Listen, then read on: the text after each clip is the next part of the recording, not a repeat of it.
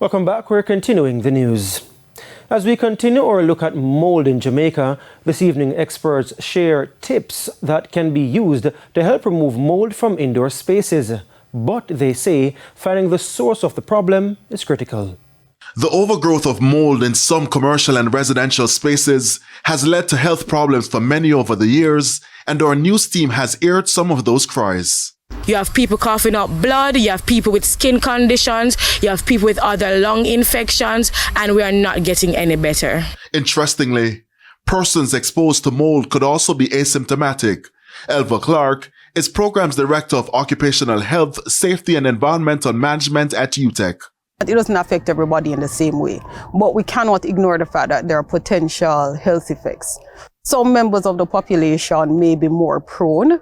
So if you have a pre-existing respiratory condition like asthma, COPD, things of that nature, then you are going to be more likely to be affected. According to the New York State Department of Health, common symptoms of mold exposure include nasal congestion, wheezing, difficulty breathing, skin irritation, and headache.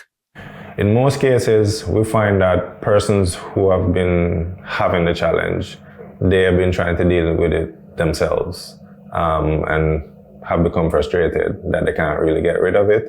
And that's where we would go in to do a mold inspection, and then based on what we find, we would treat it, because each situation for mold is unique. So, can homeowners treat mold on their own? Sometimes, in disturbing the mold, if you're trying to clean it up, you're actually releasing more spores.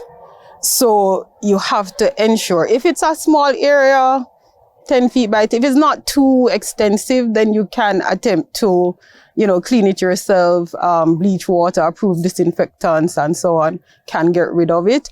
However, if your mold infestation is greater than that, or you think that you are smelling mold, perhaps it's, behind, then you have to get a competent person to come in and assess for you. However, experts are split on the use of bleach to treat mold, as it also contains water. Ms. Clark says the concentration of the solution is critical. At the right concentration, it's fine. There are other schools of thought about alcohol, vinegar, and so on that would kind of disrupt. But that is a common one that we use.